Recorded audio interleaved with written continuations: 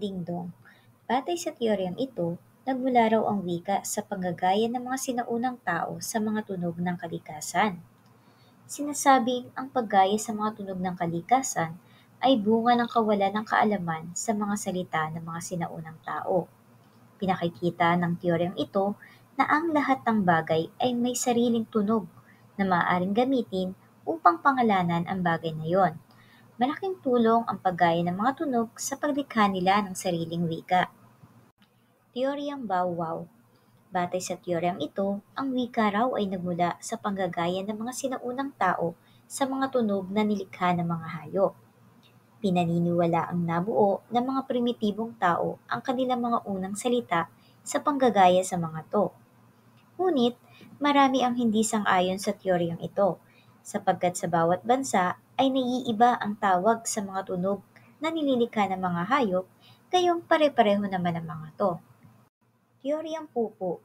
Isinasaad ng teoryang ito na nagmula raw ang wika sa mga salitang namutawi sa mga bibig ng sinaunang tao nang nakaramdam sila ng masisidhing damdamin tulad ng tuwa, galit, sakit, kalungkutan at pagkabigla. Ngunit, pansin na nagkaroon pa rin ng pagkakaiba-iba sa pagpapakita ng mga damdaming ito, tulad ng aray sa Pilipino, ouch sa Ingles. Teoryang Tata. Sa wikang Pranses, ang tata ay nangangahulugang paalam, kasabay ng pagkampay ng kanilang mga kamay. Batay sa teoryang ito, may koneksyon ang kumpas o galaw ng kamay ng tao sa paggalaw ng dila. Ito raw ay naging sanhi ng pagkatuto ng taong lumikha ng tunog at matutong magsalita. Teoryang Yoheho. Sa teoryang ito, pinaniniwalaan na ang unang salita ay bunga ng tunog na nalikha ng sinaunang tao kasabay ng pagkilos ng kanilang katawan habang nagtatrabaho o naghahanap buhay, tulad ng pagbubuhat o kaya naman ay pag-eehersisyo. Ang mga tunog o himig na namumutawi sa mga bibig ng tao kapag sila ay nagtatrabaho ng sama-sama ay sinasabing pinagmulan ng wika. Teoryang Mama.